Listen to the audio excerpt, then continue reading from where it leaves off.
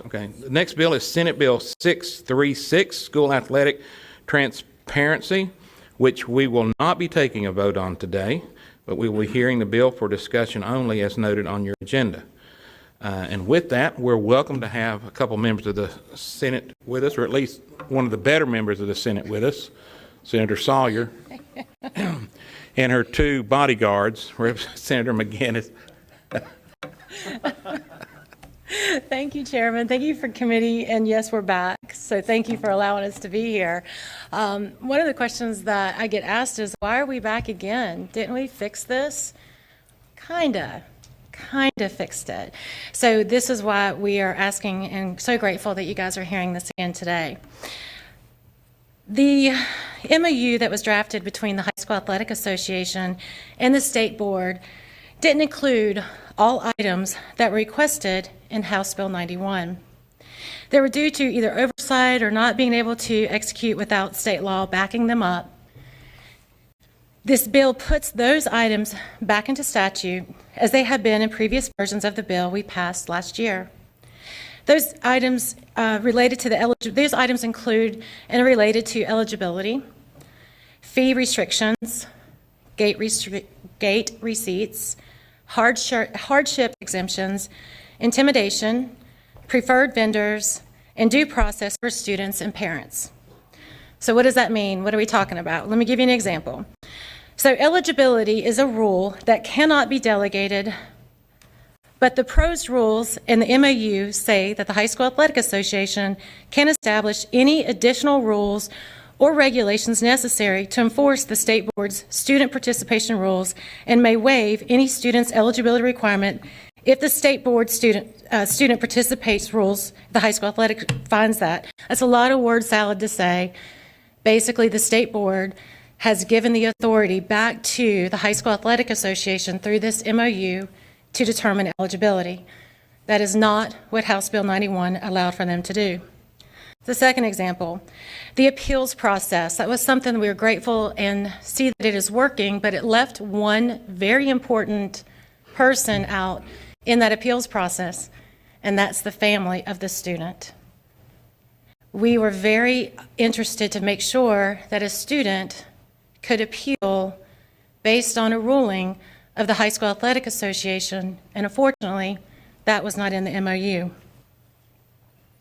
So with the MOU already signed and the rules already submitted for the final stage of rules review, we find ourselves at a crossroads where these issues must be addressed through the legislative process.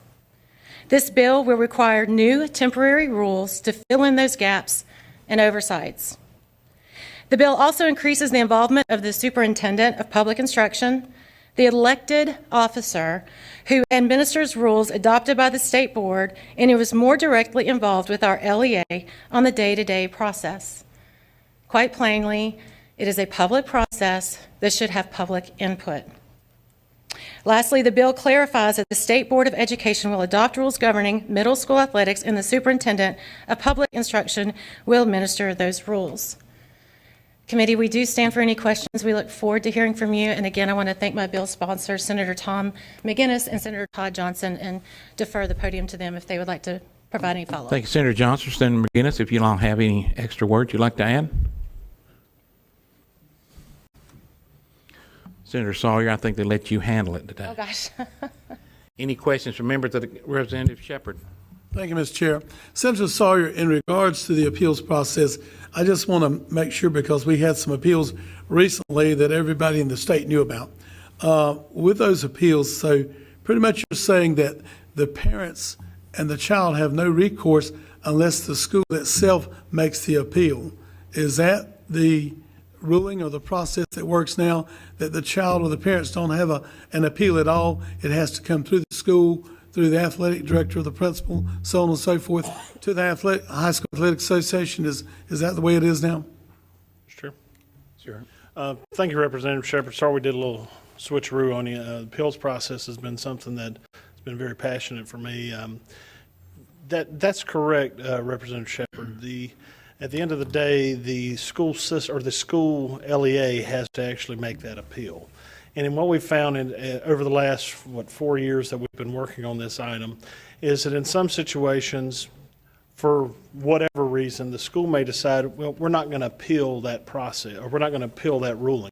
The problem with that is it takes away the appeal process for the student athlete. And every time I've ever spoke on this bill, publicly or privately, every single thing we're doing in this bill is about the student athlete. It's not about a school, a person in administration, any type of institution. This is about the student athlete. And when they're left out in a very important process, which is the appeals process, we have a pretty major problem. And so that's what we've been trying to do here, is rectify it to where now the student athlete, even if their LEA does not want to appeal that, the student athlete and their family has an opportunity to appeal that. Thank you. Any additional, Representative Willis? Thank you, Mr. Chairman. Thank you, folks, for bringing this forward today and talking about this. I think, as Senator Johnson just mentioned, I think every lens that we look at when it comes to education really needs to be around the student athlete, the family.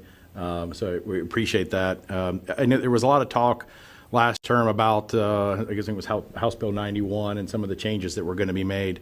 I'd say it's a little disappointing that that was not implemented as expected. I'm curious as to what, oversight the state board now has over the NCHSAA and who really controls, the decisions within that. Obviously there's been a lot of discussion recently around increasing the number of divisions and adding, an NIL approval to the state. Does that fall within the purview of the NCHSAA? Does that sit with the state board, or would this, as proposed in this, would that sit with the superintendent or another, or maybe with the legislature?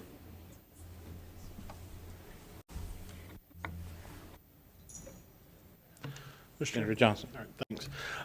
Thank you, Representative Willis. The classification piece, I know the High School Athletic Association membership did vote to expand theirs. I have no problem with that. And in terms of how many classifications they want, if they want 6, 7, 10, I don't really care about that. Again, I care about the kids. I care about the student athletes. On the NIL piece, there's been a lot of discussion both at the national and the state level around NCAA, and we've seen kind of how they've botched that and have almost ruined college sports around that. While I don't think that it's a position that I would like to take, telling the high school athletes whether they can or can't, I'm not saying that's not a question we shouldn't have a conversation about. At the end of the day, it should be the state board making those decisions, not the athletic association. Who's going to manage those contracts? How's it going to be? Where's all the work around that? What's going to be, at the end of the day, who's taking care of the student athlete? That's where I want to keep bringing this back to. So appreciate you bringing that up. Follow-up, Representative Willis? Follow-up. I think it's, as a parent of a high-performing high school athlete, I think, I've got grave concerns over the NIL and, as you mentioned, how it's been deployed within the NCAA. I think we've seen, just a complete fumbling of the implementation of that within college athletics, and I think it's severely damaging college athletics across the country. And what we're seeing, I think, if you go back to the 80s, SMU and Miami were given the death penalty, so to speak, in terms of college athletics for what's happening now. And any student, and we've seen it within the transfer portal and with the NIL, colleges being able to pay students not for their name, image, and likeness, but just for the fact that they're college athletes and we need a right tackle to protect our quarterback. And I don't think that was the intent of what's happened with the NCAA. I think they've completely botched that, and I have grave concerns over implementing that, even for a parent of a student athlete that could potentially take advantage of it. I'm not sure it's the best idea for high school athletics, and I think it's going to require some tremendous scrutiny, and I'd like to make sure that we've got the right folks making that decision before that's made. Mr. Chair, may I? Yes, ma'am. Chairman Willis, I completely appreciate that and agree with you 100%. And that should be a discussion that we should have in an open setting, not in a handpicked, appointed board members that represent schools, but maybe not the parents. right, a part of that athletic association. So again, we go back to part of the problem, and the reason why we're in front of you is that the High School Athletic Association isn't required to comply with open meetings law, even though that was part of House Bill 91. That was something that we wanted to have, so that when they do make decisions about maybe selling tickets over Ticketmaster for a basketball game that people cannot get into, or maybe they do make decisions or try to make decisions about NIL, which I would argue is completely out of their scope, then that would be a public process to be vetted publicly. So I appreciate what you're saying, and I don't know if NIL is good or bad, but I just know that it shouldn't be a third-party vendor making that decision. Representative Biggs.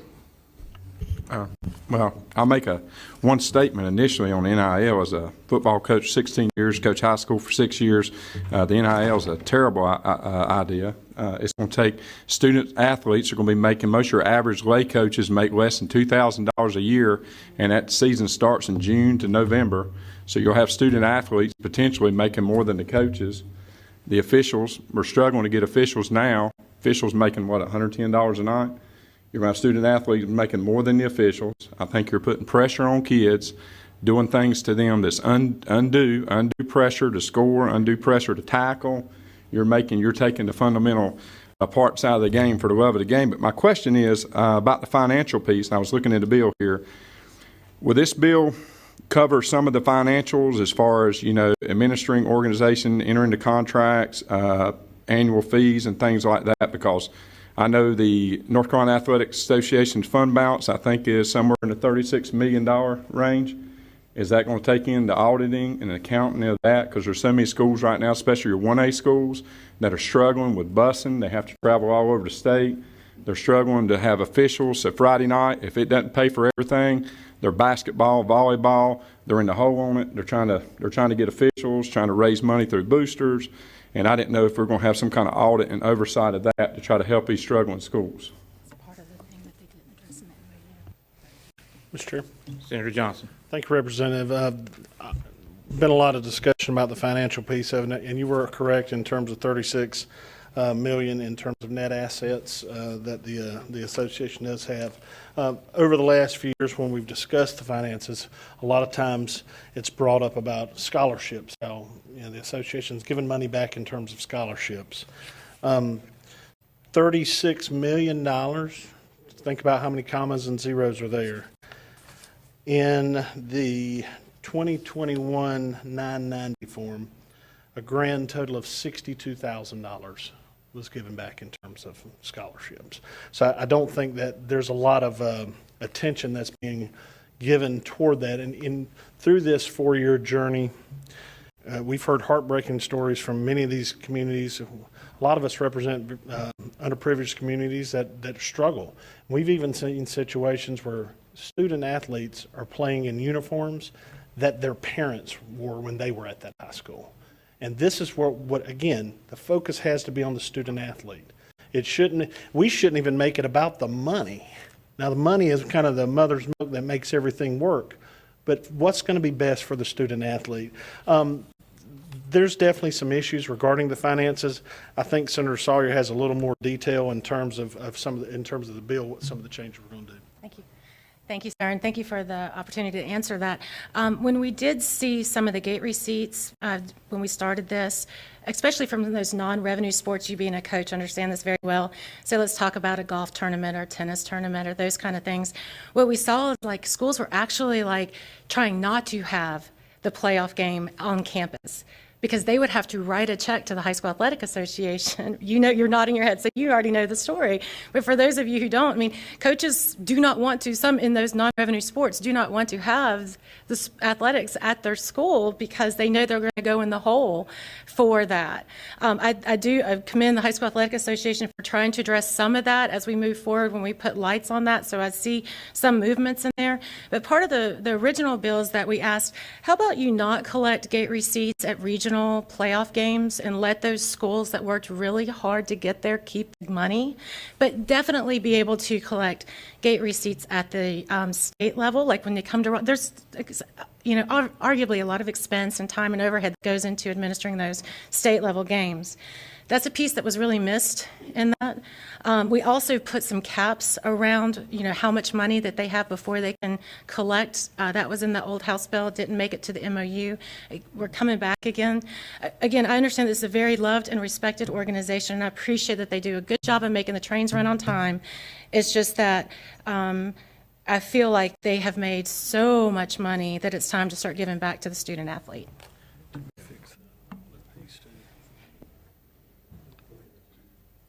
Senator McGinnis, your microphone. Thank you, Mr. Chair. And we talk about gate receipts, and those are gate receipts of the playoffs, of course, and the championship. And those are two different circumstances by which they charge that. But the thing that got my goat is when they come to these small schools in the rural parts of North Carolina that are struggling to put the game on in the first place, they come over and they pull money from the gate receipts, not the net amount of the money, but the gross. They take it off the gross.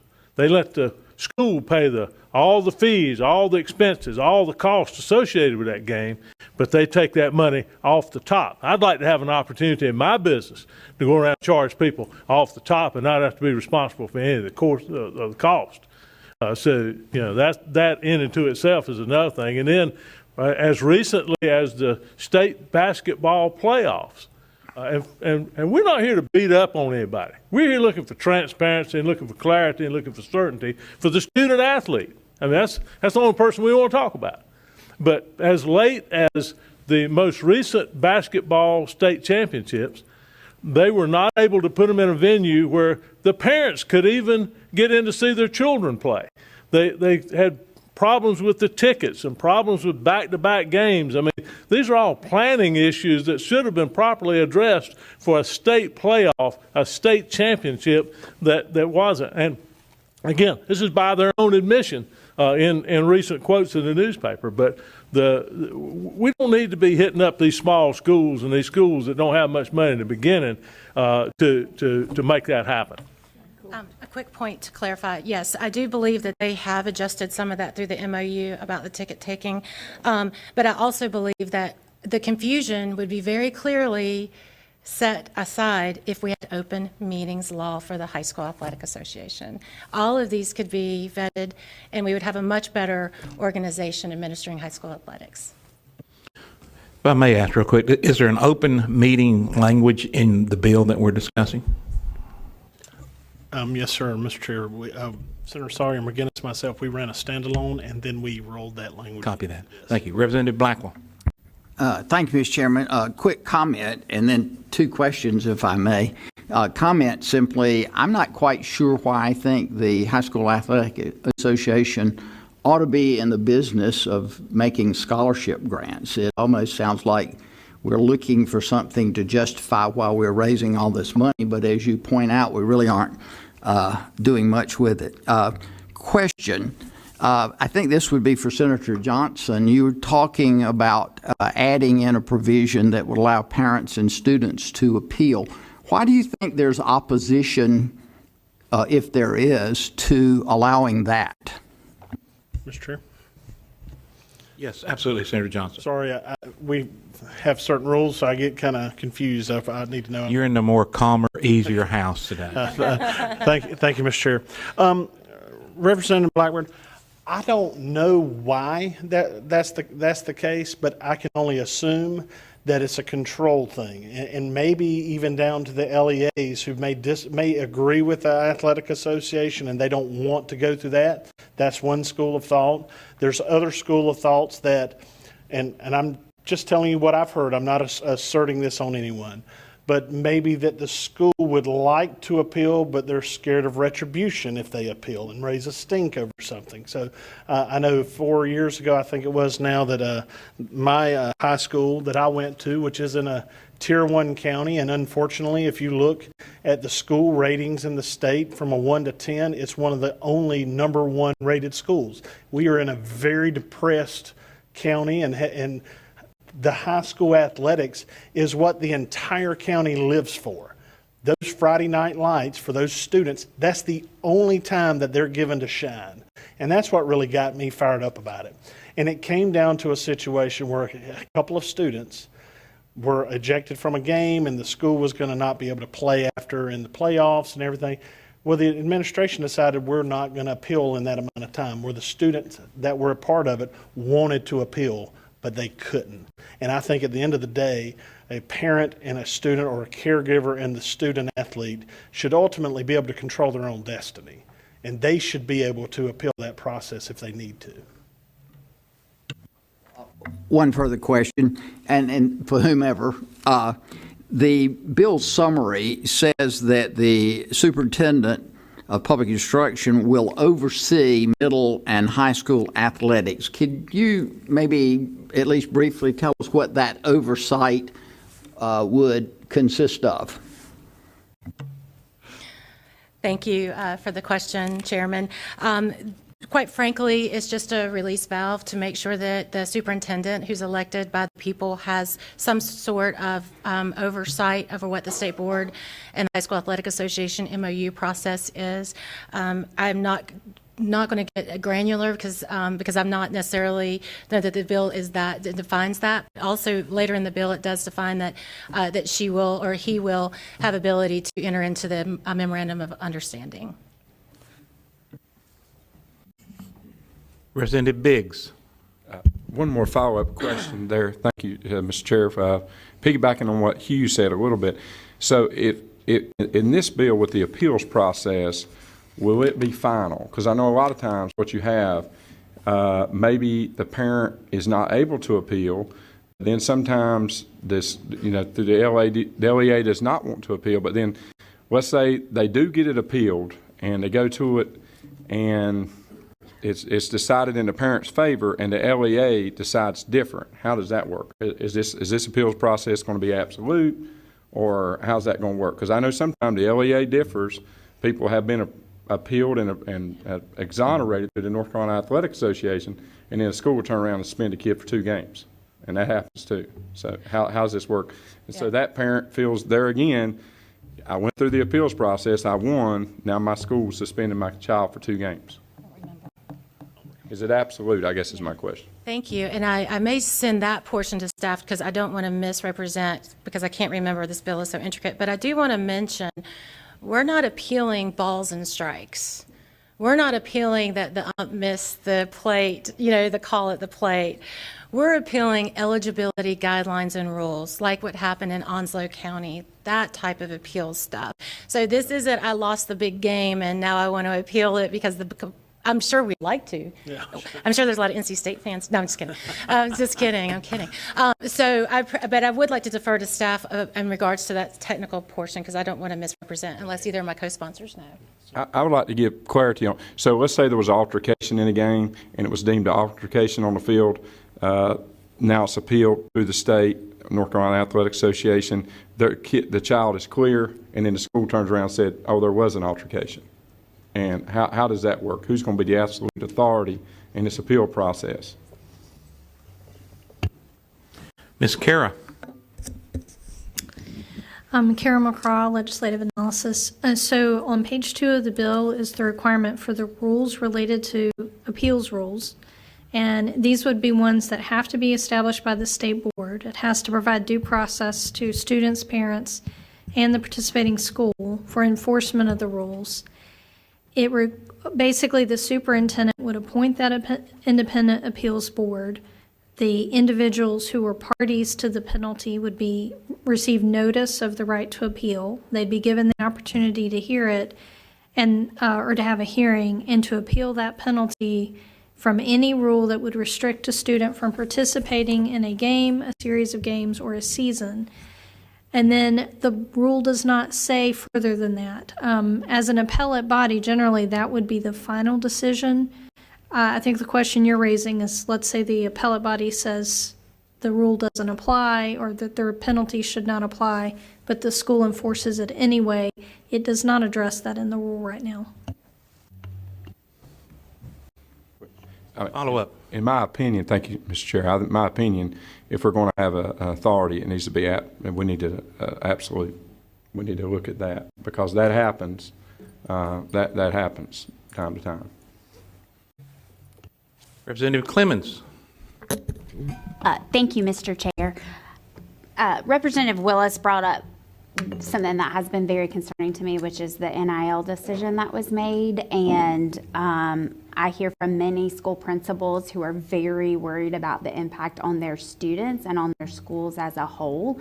So I realize this bill is not directly about NIL, but can you share how that decision was made and then how it would have to be made if this bill came into law? Senator Johnson. Thanks, Representative Clemens, and I'm glad you brought that back up because it gave me an opportunity to mention something that I didn't, but I will answer your question.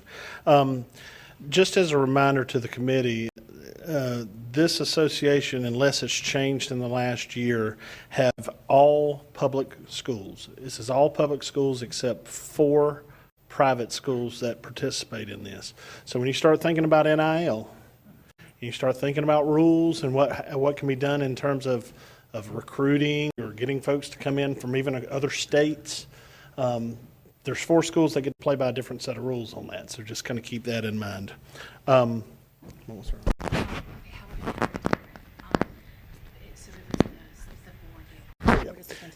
I was trying to remember the question, sorry. So the way that it came about thus far is that the Athletic Association Board voted, I don't know if it was unanimous, but voted favorably to allow for NIL. So that's when the 3 of us began, we were working on this bill, and that's how it came about that we started discussing, is this really a path we should go down?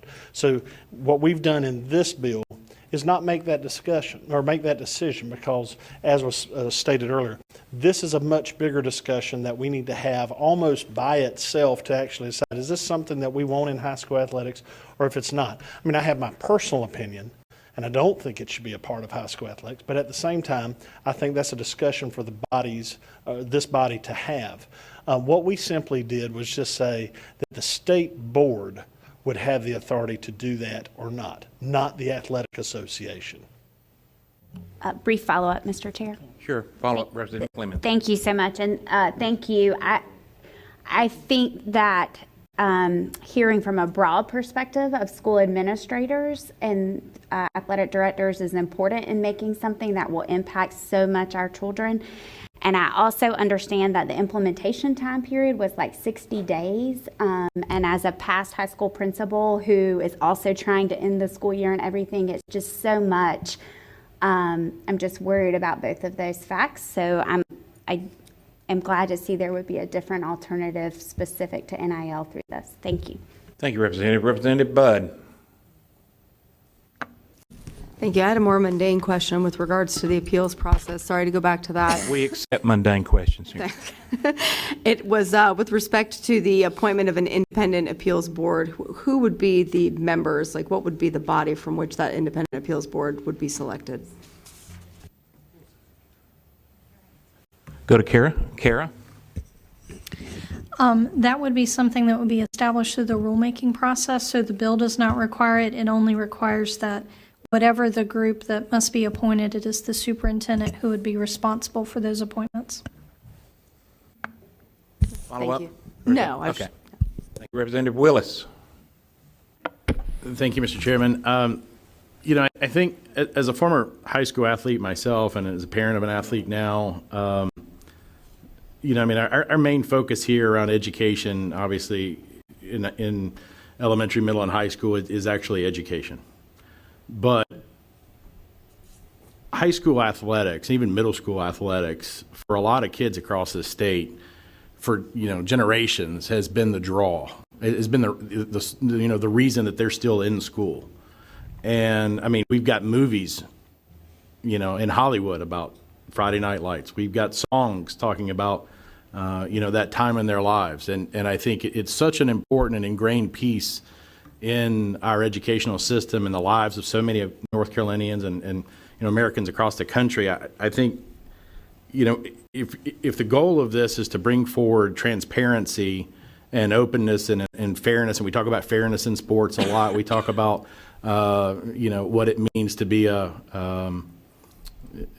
athlete and the responsibilities that come along with that. And I think, it's such an important piece to so many kids and families across our state.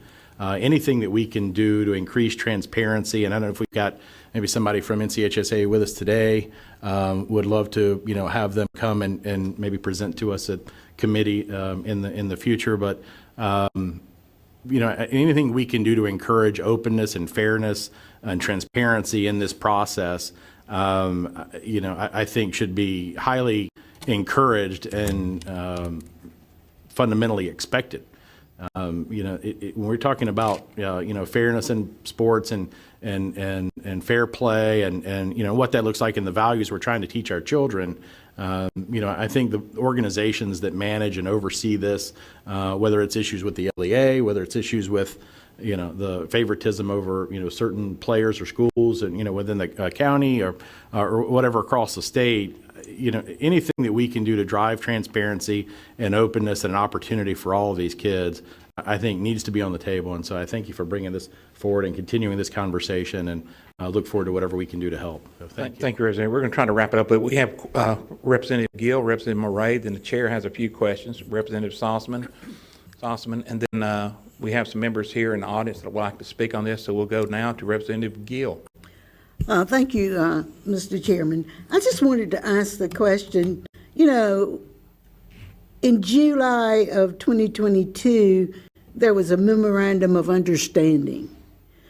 I thought that at that time, they would be make modifications to that memorandum of understanding to clear up a lot of the things that were not clear or clearly written or that they missed.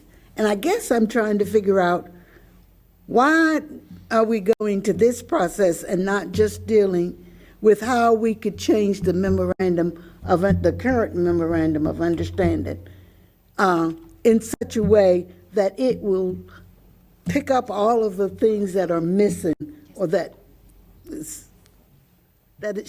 you think or the committee thinks that should be a part of what we're doing, or what the SAA should be doing. Senator Sawyer. Why are we not just doing modifications rather than trying to rewrite another one? Thank you, Representative Gill. Quite simply, we're legislators and we make laws. Representative Murray. Thank you. And I guess just a follow-up to that, last session we passed House Bill 91, and it gave a 4-year contract for an MOU, and we're 9 months into it. This looks like we're throwing the baby out with the bathwater. We're really upending the entire high school athletic association. We're taking all their responsibilities and powers away. There are several things that members have said, the NIL, I totally agree with. A huge issue. We need to protect the younger athletes with the NIL. I don't really see it's even addressed in here. I'm glad this is not for a vote. I think this could be turned into a study bill. But I think, we should give what we passed last session a chance to work and see where we go, add to it the other issues of concern, address the NIL. So that would be my recommendation. Thank you. Senator Johnson. Thank you, Mr. Chair. Representative Murray, thank you for the comments. We've had other folks ask, why we did the MOU, and folks are saying, well, it seems like it's working pretty well. I'll give you a good example as to why it's not working well. We saw the issue regarding eligibility in the Athletic Association was the judge, juror, and executioner. I mean, they had control over all parts of that. And so we wanted to allow the state board to control eligibility. So in the MOU, the state board got to decide or make the decisions on the eligibility piece. Well, guess what was done in the MOU? It was delegated back to the High School Athletic Association. So in theory, the state board was responsible for it. But in practice, it was just delegated back to the association. So I don't think that is necessarily the legislative intent. And there's other issues like that from 91 through the MOU, that it's not congruent. It's not what we were trying to accomplish with that. And so what we're doing here is trying to fill those gaps. And I know some other members have brought up, what about this, what about this? That's what we're trying to do, is close those gaps. Representative Sossman. Thank you, Mr. Chairman. bill sponsors, have you been able to talk to the leadership of the North Carolina High School Association about these and other issues? I guess yes, sir. Able, yes, but my door has been open for the past 3 years and have not heard from them directly. Okay, thank you. Thank you. I had a few observations here, and thank you. I came in with one concern. Now you're going to leave me with two. We're going to try to address a few questions on and get some answers. One is, I'm old enough to remember back in the day when even professional athletes got paid just a weekly salary, and then they were able to earn some extra money either advertising a product or getting their picture on a box of Wheaties, for example. I can still remember Joe Namath, I believe, with the Burma shave. I may be wrong on that, but I can recall that. And the concern was that, well, if we do it there, it's going to, get down into college. And they said, oh, no, it won't get into college. There's no way that the collegiate folks will allow that to happen, because those are not professional athletes. They want to be, but they're not. And then, as we all know, a few decades later, it ended up going down to the collegiate level, but with no concern, because it would never, ever get into our high school sports, because there's no way that could happen. It just wouldn't be allowed. And I think if we've ever seen the essence of the term camel's nose under the tent or a foot in the door, this is it. I was extremely displeased, along with a bunch of folks that made contact with me about allowing that decision to go into place for high school athletics. But we won't go to middle school. That will never, ever happen, right? Or elementary or T-ball, for example. But I'm deeply concerned with that, and I hope that we do resolve that. I think the decision made was a wrong decision, and I will stand by that as both father and grandfather. Second concern I have, and I'm just going to go to staff with this one if I could. Could you get the latest update on available funds that they have on hand? I think they was quoted as $36 million, but let's look in it factually. So I believe that's all the information we can get from their filings is the information that I believe Senator Johnson shared. Are we able to find out if any of that is dedicated or earmarked or undedicated, or however it's budgeted? I believe they may have something over there. Okay, Senator Johnson. Thank you, Mr. I don't think this is exactly what you're asking for, but it's along those lines I think you'll find interesting. And I'm sure you enjoyed watching Babe Ruth play when you were young. Watch it. I did enjoy Yogi Berra watching. Interesting, as we've been delving through the 990s, in 2019, the 990 in the trust, what would it be called? The endowment, had a permanent endowment of 66%. So that's a piece that can't be touched, and you just live off the proceeds of the interest of that. Somewhere between 2019 and 2021, that figure has now changed to 84%.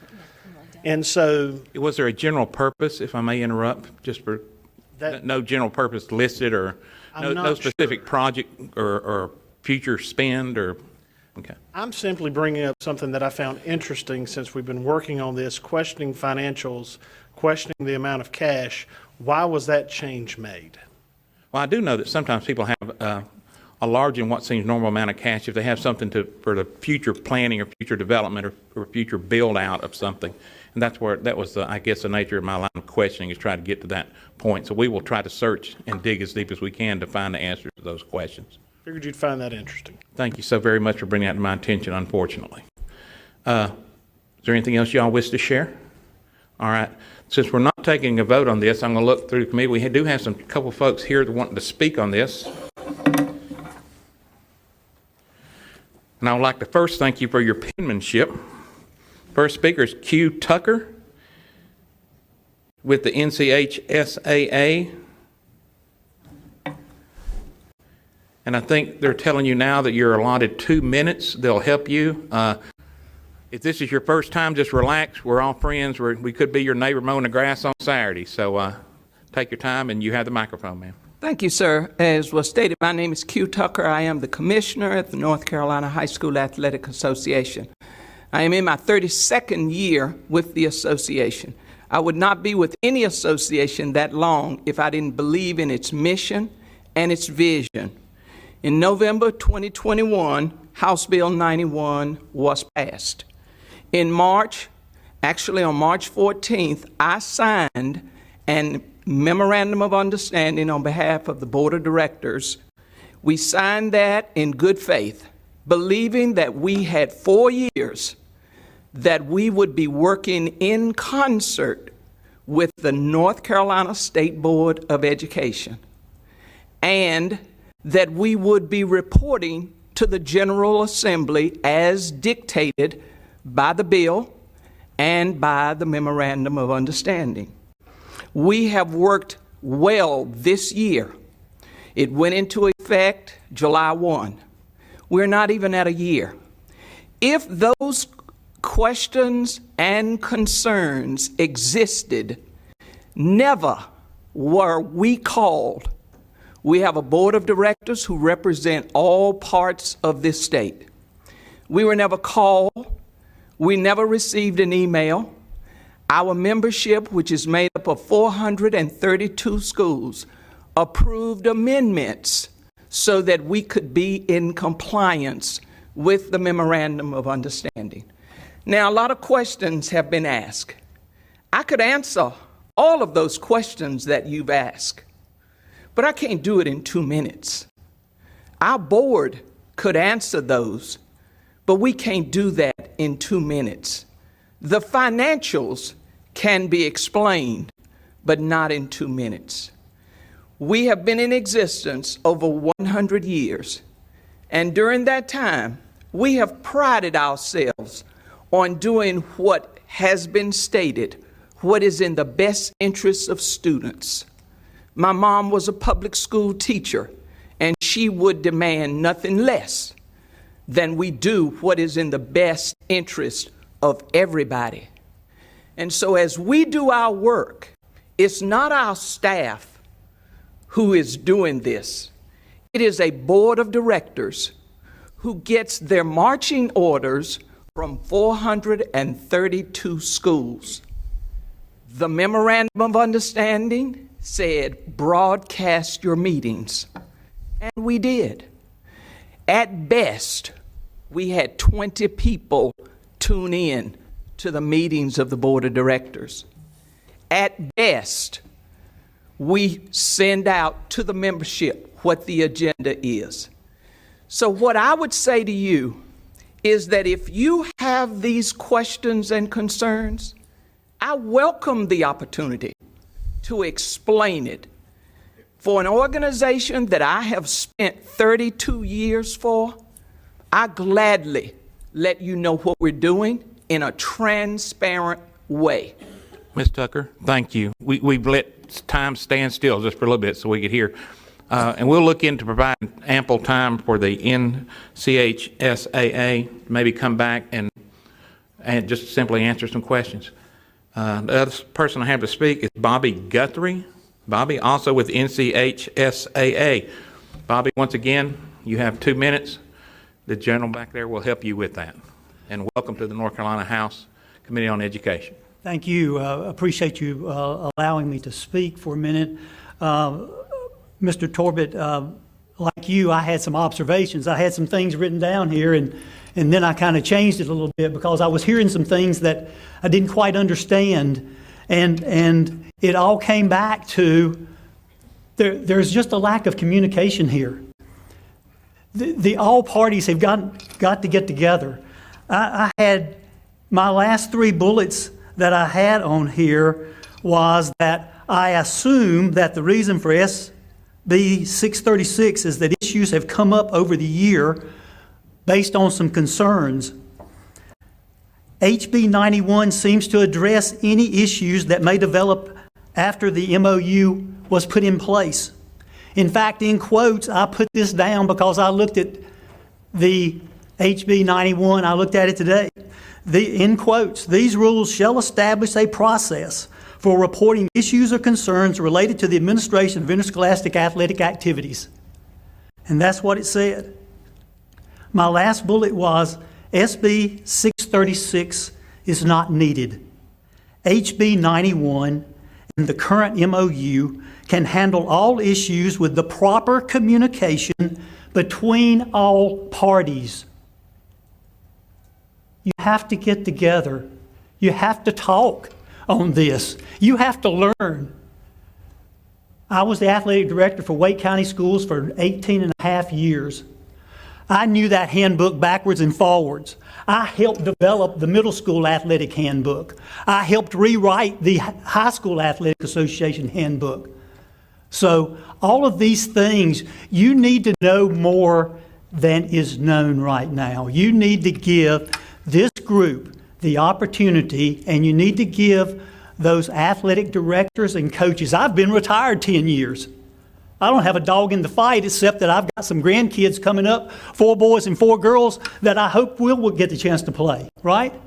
But the thing is, you need to give them a chance and get together with some of these athletic directors and coaches and superintendents that are in there every doggone day. And they can help. They can help you come up with something that can work. Thank you. I'd like to thank you, Mr. Guthrie, and also you, Ms. Tucker, for sharing some time with us today and sharing some of your comments. I think it was brought up just earlier on, Senators, that, and I've also picked up on this too, is that currently in the state of North Carolina, both education and school sports is conjoined. I mean, they're just together. They are not in any means separated. So one does hinge on the other. And the success of one, I think, is a direct player, if you would, on the success of the other on both sides. And with that, I'll leave you for the final remarks, Senator Johnson. Thank you, Mr. Chair. And no attempt to rebut everything that's been said, but I just want the committee to be well aware. The majority of information that we've received has been from superintendents, coaches, and ADs. We didn't cook this up out of thin air. This is the feedback we're receiving from superintendents, coaches, and ADs. I know there's been a lot of talk about communication. How'd you find out about NIL? I saw a news article come up in the paper. It says, association votes for NIL. That'd have been a good place to start communication. In addition, this bill was filed on February the 2nd of 2023. It's passed through the Senate. It's run through courses, been in bazillion committees. To this date, I can't speak for my co-sponsors of the bill. Outside of a casual passing through a representative of the association, not a single member has reached out to me to discuss this in my office. I'll leave you with that, Mr. Chairman. Thank you. Thank you, and thank you for being with us today. All right, Representative Budd, staff has alerted me that we have an answer to your question about the question that was on Representative Fontenot's. Yeah, I know. I was looking at the number and I can't see without my glasses on. 833, Representative Fontenot's thing. So we're going to go to staff now for hopefully an answer. Brian Gwynn, Legislative Analysis. So the question was in regards to any overlap between the House Bill 833 and the recommendations of the Drive Task Force. So just to clarify at the outset, so House Bill 833 and its PCS is not implementing any specific policy objective because it's a study bill on its own, and so it doesn't explicitly address any of the recommendations of the Drive Task Force. It would make its own recommendations based on a different entity conducting a study, and that would be DPI, looking at particular programs that are in operation in North Carolina and other states. Whereas the Drive Task Force was created by executive order by the governor and studied and made recommendations related to increasing educator diversity, making specific references to racial, ethnic, and linguistic diversity. This PCS, on the other hand, would task DPI with looking at focusing on increasing socioeconomic and geographic diversity. We did identify a few different overlaps. Again, the Drive Task Force recommendations identified specific policy recommendations, and at least 2 of them seem to have some overlap. I'll just list those here. And this is again from the Drive Task Force recommendations. Expand and develop entry points into the educator pipeline that are based on models with proven success in recruiting racially, ethnically, and linguistically diverse educators. and provide sustainable investments in educator preparation programs at North Carolina's historically minority-serving institutions to elevate and build capacity of these institutions to increase their impact as leaders in equity-minded educator preparation. And based on the two specific programs in the PCS that are called out and identified for DPI to study, those two recommendations seem to be somewhat connected, and the ultimate but it's possible that the ultimate recommendations of DPI based on this study could overlap further. Hope that answers your question. Thoroughly. Thank you. Excellent. I truly And before we appreciate get it. to any more questions, Representative Fontenot, we're back on your bill. If you'd like to return to the podium, we'll see if we can get that taken care of here. Thank you for your patience, by all means. Any additional questions for the representative on House 833? Seeing none, Representative Brockman moves for a favorable report to the PCS, unfavorable to the original bill with a referral to appropriations. All those in favor signify by saying aye. Aye. All those opposed, no. Ayes appear to have it. Ayes do have it. Thank you for your patience, and the bill passes. All right, at this time, it's my esteemed pleasure and honor to present the Superintendent of Public Instruction, Department of Public Instruction, Catherine Truitt. And I believe I have here Dr. Michael Mayer, and Dr. Andrew Smith is also with you. Excellent. And as soon as you're ready to go, ma'am, you have the podium. And welcome. Thank you so much, Mr. Chair, and thank you to the committee for having us. I am joined by Dr. Michael Marr and Dr. Andrew Smith, who are both too young to remember when Joe Namath guest starred on the Brady Bunch. So I'm really excited to be here with you today because this is something that's incredibly important to anyone who is involved in public education, including parents. You know, like many bills right now that are stuck in the Senate, House Bill 26 is no exception. And this was legislation that y'all originally passed that commended us to come before you with a report. And here we are. We're really excited to give a report on school performance grade redesign. I'm going to kick us off, and then I'm going to hand it over first to Dr. Marr. So one of the provisions of Operation Polaris, which is my 4-year strategic vision for public education in North Carolina, was to reform accountability and testing. You can see that it's one of the 4 main satellites of my strategic plan. And this is because there is a general pervasive feeling for pretty much everyone who works in public education that our current accountability and testing model, aka the 80-20 model, is not sufficient for defining school quality and student success. And so part of our original goal was to convene a working group and outline a multi-measure model of student success, including recommended growth and achievement weights, and in compliance with federal guidelines no later than June 30th of 2022. We have done that. We are coming to you to present this right now. And what I will tell you that you're going to see today is, while a lot of states are running away from student accountability and determination, endurance, it lies within your fanny pack. And Liquid IV Hydration is packed with 3 times the electrolytes and jam-packed with real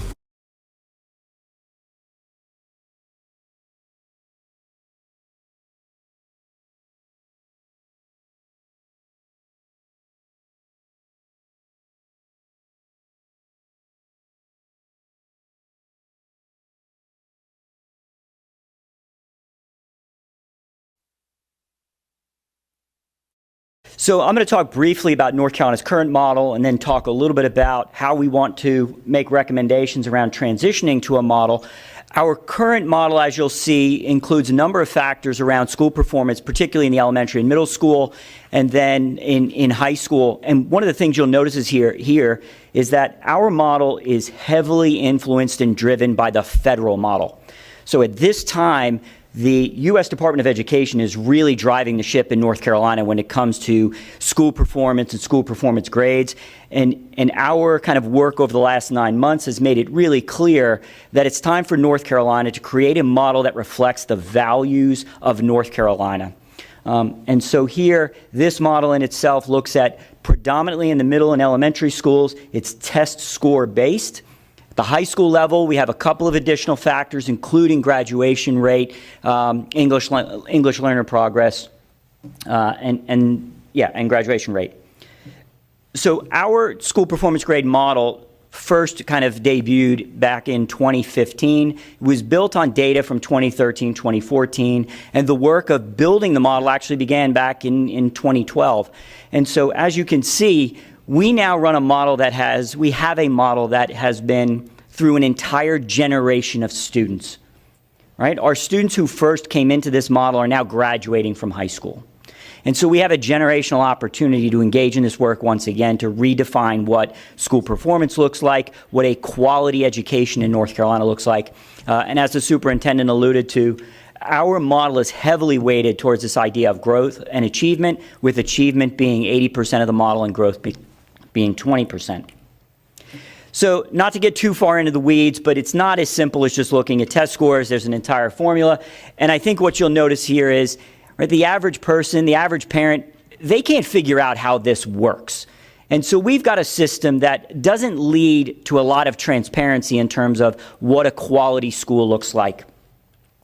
And so how that then translates is into our school performance grades. And so if you look at our last 21-22 data, what you will notice is 46% of North Carolina elementary schools were rated as a D or F, 52% of our middle schools, and 23% of our high schools, right? So the preponderance of schools we're rating as D and F schools.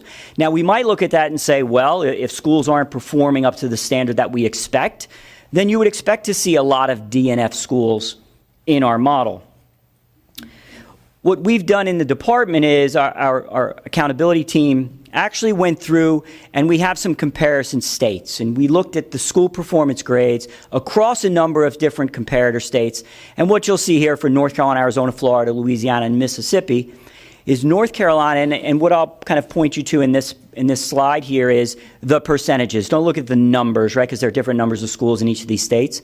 But if you look at North Carolina, roughly 43%, 42% of our schools are rated as D and F. And then go down that list, Arizona, it's 6%, 6% in Florida, 24% in Louisiana, and about 28% in Mississippi, and about 6% in Texas. And so I can look at that and say, well, are those schools that much better performing than schools in North Carolina? And how do we make that comparison? There's only one way to compare state to state, and that's through NAEP data. So additionally, our team went through and they took NAEP comparisons, and we actually took pre-pandemic data.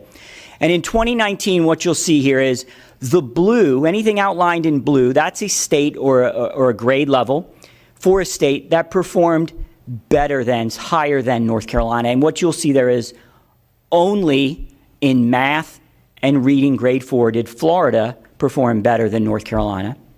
In every other instance, the data is either green, meaning it is not significantly different from North Carolina, or yellow, meaning North Carolina is statistically better than that state. And the preponderance of data here will show you that North Carolina schools are either on par or better than these comparison states using the same benchmark data, yet we are assigning Ds and Fs at far greater rates than either of these states.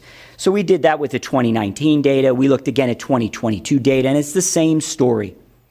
8th grade reading, there is no statistical difference between any of those states, yet once again, we have far and above more D and F schools than any of these other states. And so that kind of begs some questions for us. The NAEP data affirms North Carolina schools are performing considerably better than their state performance grades otherwise suggest. The disproportionately large number of D and F schools in North Carolina prompts two questions that we wanted to really discuss. And the first is, How can we as North Carolinians strengthen the validity of this accountability system for assigning school performance grades? And then how might the evolving values and priorities of our state influence revisions to this model and its intended uses? And it's important to note, I didn't put the slide in here, but we use this data to inform school performance and support that we provide to low-performing and chronically low-performing schools and districts. And so if we have a system that is telling us that nearly half of our schools are DNF, it becomes really hard to pinpoint which schools are in absolute need of support from the agency. How can we best utilize our resources to then identify schools and then provide that appropriate support to those schools? So with that, we began this work of looking at a redesigned school performance grade system and process. And so we are thankful to have a number of folks who participated in an advisory group, including Senator Galey, Representative Clemens, Representative Mills, all part of this work in addition to the governor's office, the community colleges, Department of Commerce, and others. So we reached out broad and wide, tried to get as many representatives as we could. And that was the initial work that we began about a year ago. And with that, I'm going to ask Dr. Smith, he's going to take over for a couple minutes here and kind of talk you through some of the work that happened from September until today. Good afternoon. I'm going to go back real quickly and just mention three other folks who are super important to this work. Although Dr. Marr and I are talking about it, there are also some folks who have been along this journey with us. So just a special thank you to Dr. Tammy Howard, Christy Van Auken, and Dr. Angie Molinax, who've helped us in this small group work. So I'm going to talk a little bit about the process we've used to foster deep engagement and collaboration with a wide set of stakeholders across North Carolina over the past 9 months. And so here you can see a brief overview of the work to date around redesigning school performance grades. And so you'll see this starts back in September of 2021 with the launch of Operation Polaris, which, as Superintendent Truitt mentioned, is the 4-year strategic vision for the Agency for Education in North Carolina. Inside of that was a group formed around testing and accountability. And they did research on this idea of a multiple measure approach to accountability. That work continued for almost a month, and in September of last year, in 2022, the advisory group that you just saw was formed. And that group convened monthly for several months to really look at what school quality looks like in North Carolina, beyond just the standard of proficiency and growth. What they also knew was that we couldn't do this alone. That's a pretty good representative group, but what school quality looks like in North Carolina doesn't belong just to that group. It belongs to the state and all its citizens. So we worked with Ed&C to create a survey around school quality in North Carolina. We had over 20,000 participants in this survey, and we asked the question around what does school quality look like?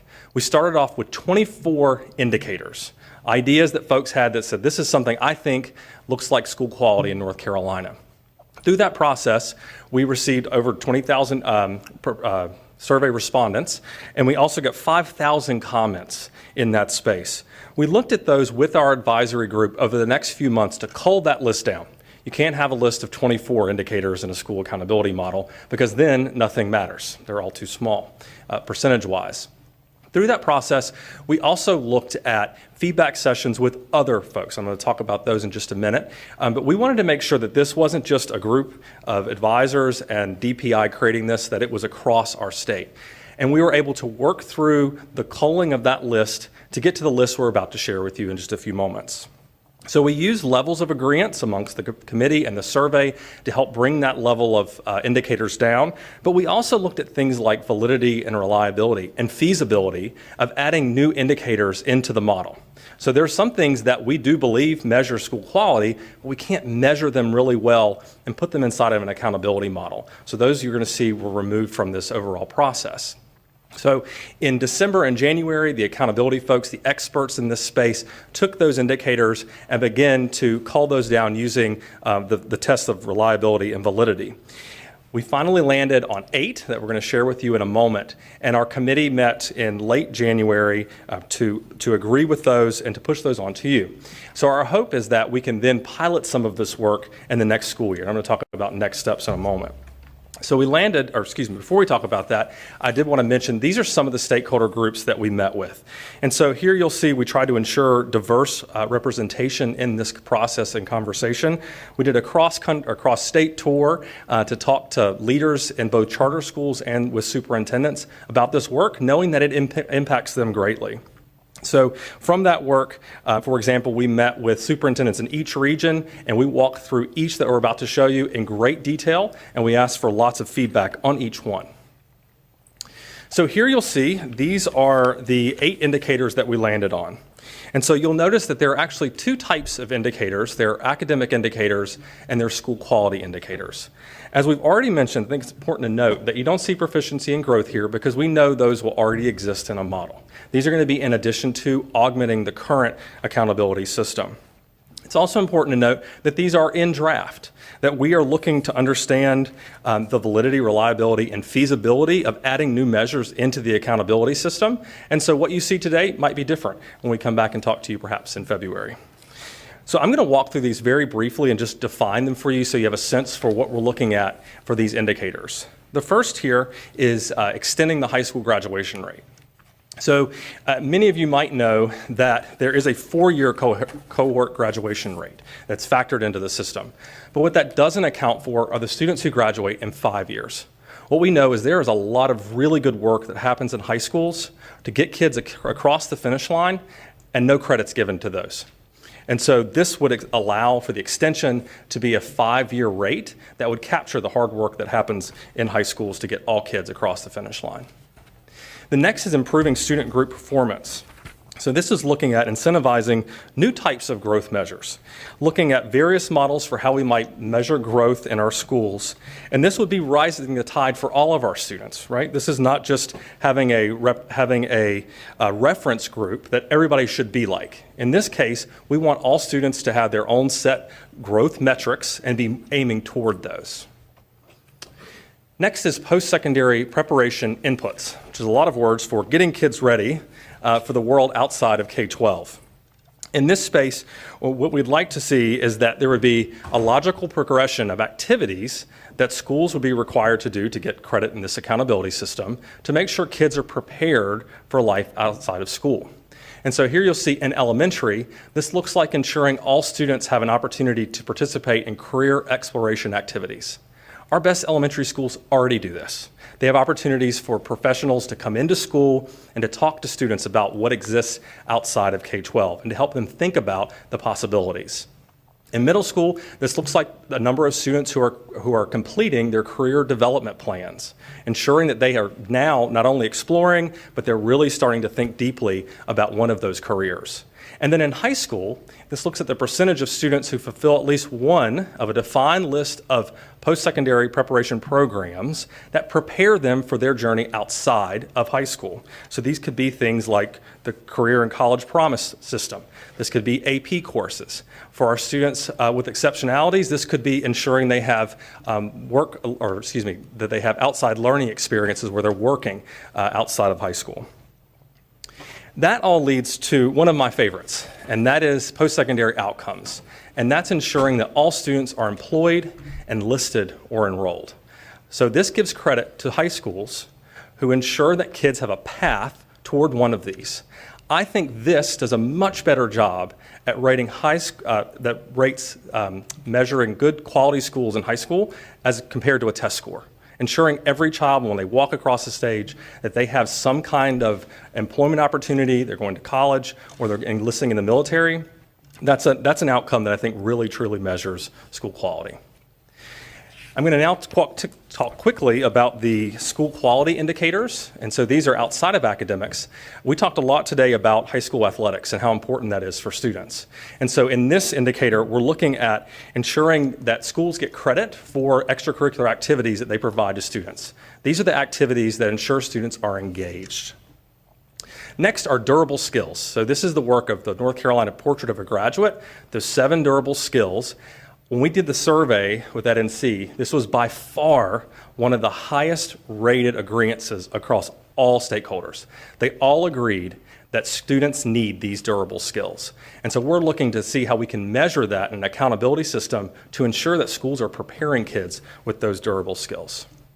Next is chronic absenteeism. This is something that's been talked about widely, I think, and this would give credit to schools for ensuring that students were in school.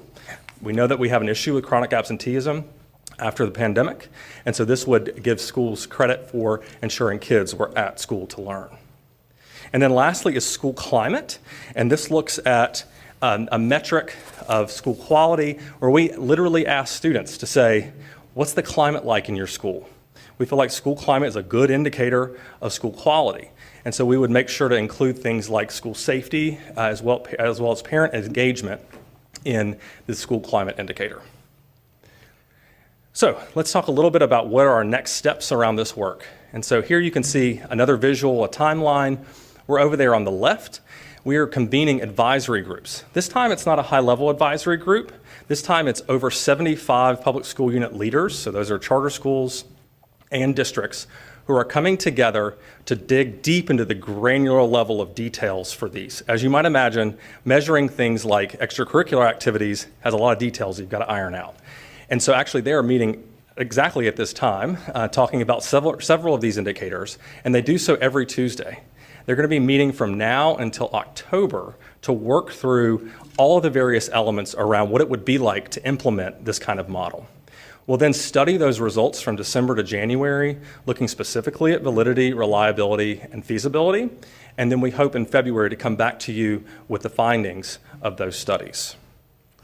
Just so you know, a framework for these individual indicators, we call it the plan, develop, implement, finalize kind of framework. And so what we know is that the indicators are new. All states aren't looking at this kind of model, so we really are kind of blazing the trail here. And so we wanted to develop a framework to help folks understand where the indicators are in the process. So those indicators that sit up in the plan process, we're still defining them, making sure we have common language around them. Those that move to the development stage are the ones those are we're looking at what DPI calls the business rules, how we might calculate them. And then in implement, we're actually modeling them and looking at the data that exists in the current system. And then finally, with finalize, we're then making decisions about, based on that data, if they should be included. So here you can see just a list of those indicators and where they sit within each of the various parts of the framework. You'll see that the 5-year cohort graduation rate is further along. We have very detailed definitions of that work. We already have the data through PowerSchool, so we can begin to model those. So you'll see as we move across the list to the left, those chronic absenteeism, post-secondary inputs, we have not modeled those yet. We're looking to get data with districts. And those on the far left, under plan, are the ones that we're still fully developing and defining. And then they'll move their way across the screen. With that, I'm going to turn it back over to our state superintendent.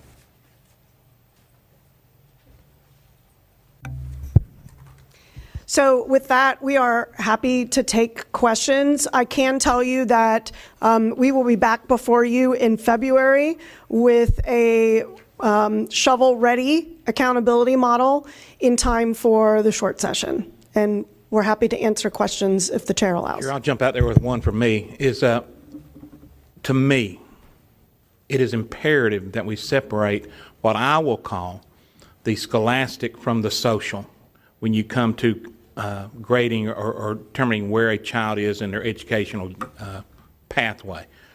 I understand and I support the other growth measures that they need to have, but I'm also desperately interested in what they're getting when it comes to curriculum, so we can adequately put that in a composite to what other countries around the globe are doing as well. So any model that we would bring forward would continue to include growth and proficiency. So one of the ways in which we've envisioned this is, as I mentioned earlier, we run a model that's heavily influenced by the federal government, U.S. Department of Education. But what we have the opportunity to do is to actually create a state model and pull out the federal requirements, which would include subgroup performance and growth and proficiency rates. Okay. Thank you. Representative Willis. Thank you, Mr. Chairman, and thank you to our friends at DPI for being here today. Highly encouraging that you guys are going down this path and taking a look at that. I've got a couple of concerns, and I know the chairman shares this as well. I mean, discipline has been one of the biggest topics and issues that we've seen in talking to children, talking to parents, talking to teachers and principals across the state. And So I don't know if that kind of falls within the cultural piece of this, but would highly encourage you to take a look, at that as well. And then, coming from a high-performing school district like Union County, when my youngest son was in third grade, I remember the BOG that year, 80+% of his class passed the BOG.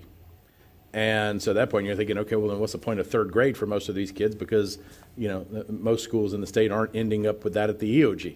And so, from a high-performing school district, we hear oftentimes their ability to grow and to do some of that is handcuffed, and so they're limited within this scale. And so I know obviously not every school district sits, and there's not a great way to look at this that you can spread across over 100 counties.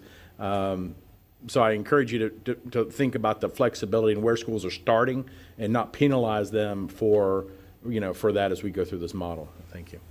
May I?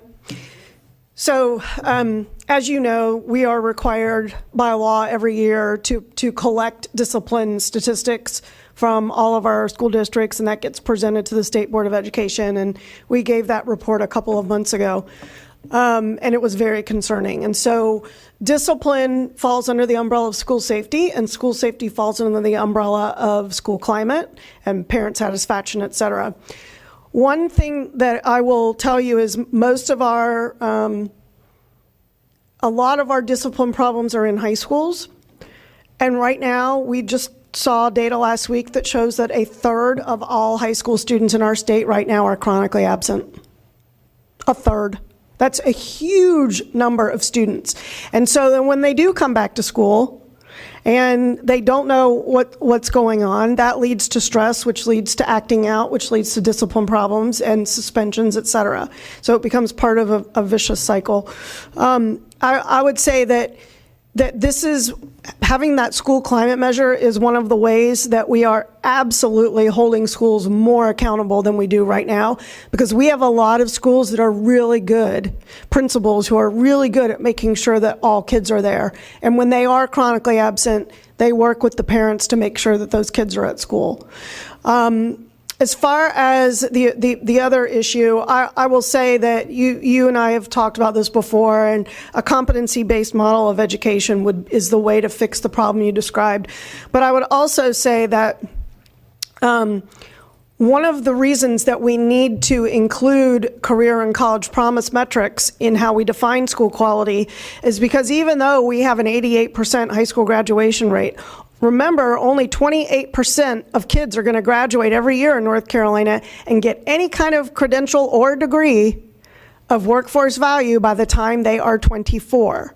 So there's a mismatch there between our high school graduation rate, which is supposed to be a proxy for success, and the number of kids that are actually getting a credential that is going to lead to a wage-sustaining job by the time they're 24. Willis. Follow up, yes. If I could ask one question and just make one additional comment. If you could, in a moment, just define chronic absenteeism and what metric we use for that. And then the other thing I would just say is we're talking about community colleges. Obviously, we've got still a concerning number of students who graduate from high school and have to take remedial math and English at the community college level. I would hesitate to use graduation rate as, it has to be part of the metric, but, putting so much weight behind that because we know, quite frankly, we've got students that are being graduated that really shouldn't be. And I'll just put it at that. And that's so we have to include graduation for the federal accountability model, and that's exactly why we're here today, because it's not enough. We have to include participation in career and college promise at the high school level to make sure that our students are taking advantage of the opportunities that this General Assembly has and is paying for that allow them to be highly credentialed when they graduate from high school. And then the chronic absenteeism is defined as being absent in excess of 10% of the school year. Any additional? Representative Von Hapen. Thank you, Mr. Chair. Could somebody talk a little bit about, you, Dr. Marr, did a comparison of the other states and where their schools stand. What kind of models are they using, and are we looking at those, and how are you incorporating kind of like their ideas into what we're going to do here? Yeah, so we have looked at a variety of states and the models that they're employing in the system. And what you'll find is some of the common metrics are the things that the federal government requires. So that's kind of the easy comparison. One of the things we have found, though, is there are a number of states that are not doing the kinds of things that we are proposing doing, that we're actually we're trying to lead the way in changing the manner in which we kind of evaluate our public schools. So things like durable skills, I think there's one state that's actually looking at durable skills and they're embedding it. I think it's Indiana. We actually had a meeting today where we talked a little bit about that. But some of these other measures, there just aren't other states. We actually have an intern from Harvard this summer who's actually working with us, looking across states at some of the different models being employed. Follow-up, sure. Quick follow-up. Is there a reason, I guess, why we're kind of bringing in a lot of these other things versus just kind of using another state's model and making it kind of easier on us, I guess is what why are we kind of putting in all these things? I know I love the stakeholder process and I think that's fantastic, but I'm just curious. So I think there are a couple of reasons. So one is, we could certainly look at other states and then say, well, let's just adopt the model that Texas uses. That would make it easier for us.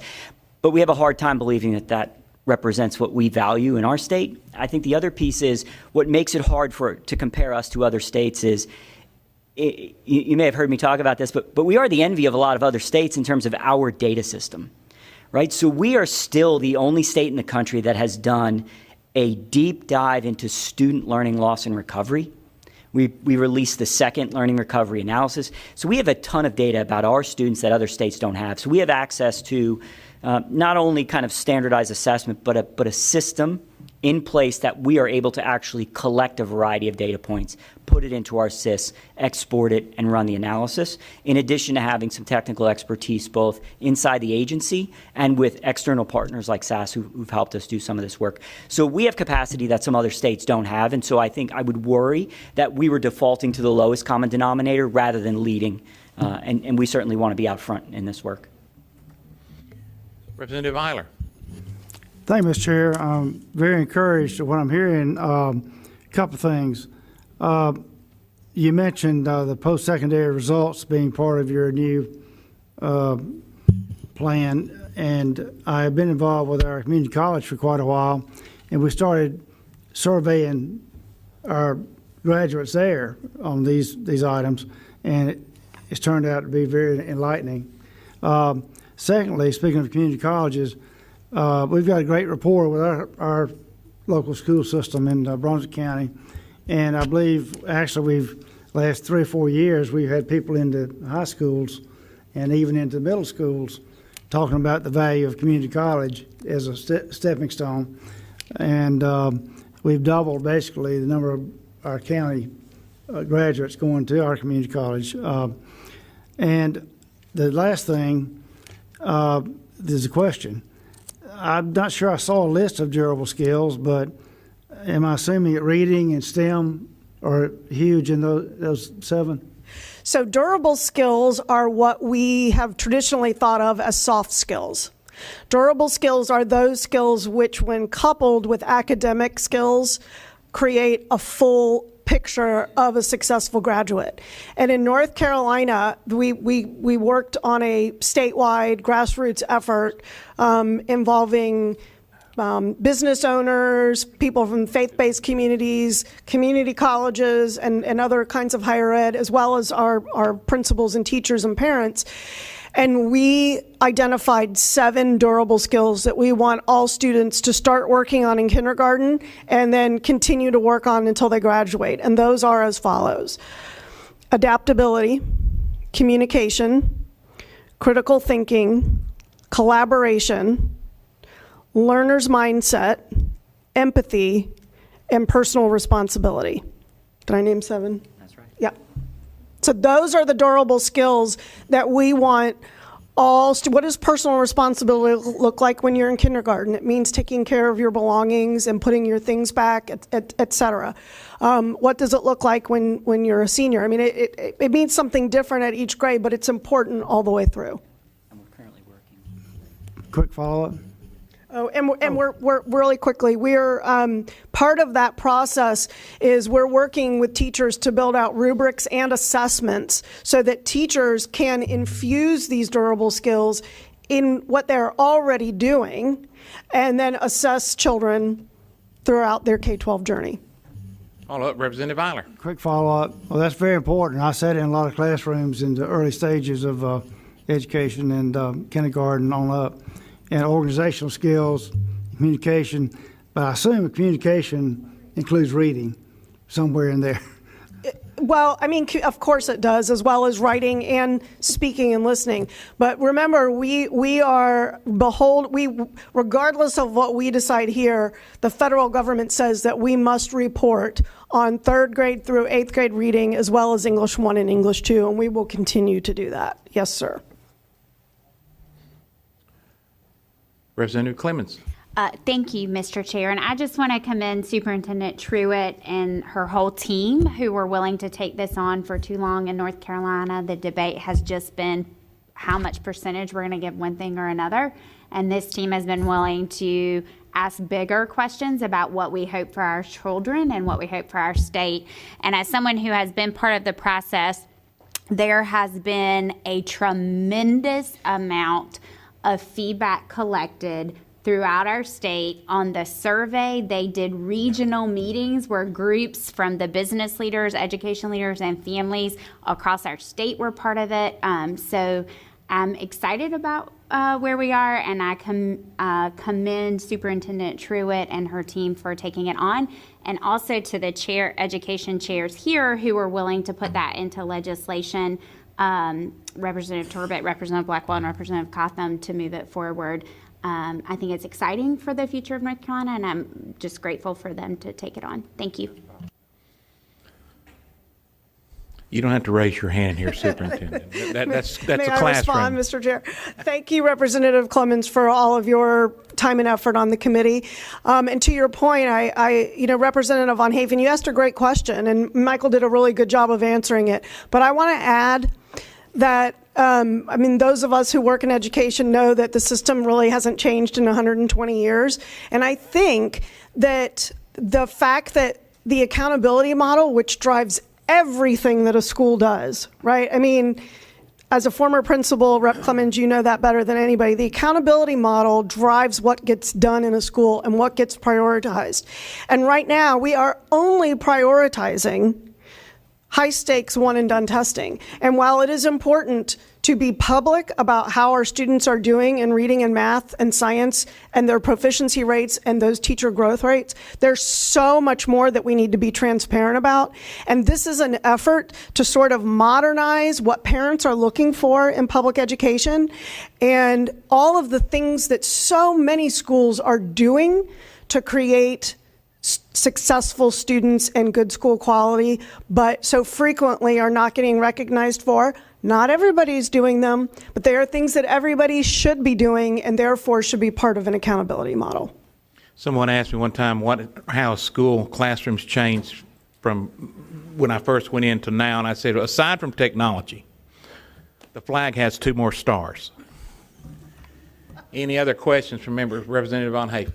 Thank you. Sorry. A quick follow-up to what Representative Clemens said. So, and I commend the stakeholder process. Is there still a way for people to get involved with this process, or is that like done? I mean, how do people find out about, going to these regional meetings and that kind of thing? So the high-level piece is done. We are now working solely with our local superintendents and their designees.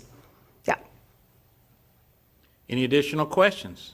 Very interesting, and thank you so much for coming and seeing us today and sharing that wonderful information with you. And Doctor, and I believe you got something else you're on your mind or something, and don't you have something coming up? I might have a baby that's due any moment. That's what I was I thinking. need to probably check my phone to make sure. Well, good luck with that, and our prayers will be with you and the family. Any additional questions or comments? Seeing none. Staff? All right, no loose ends. All right, meeting is adjourned.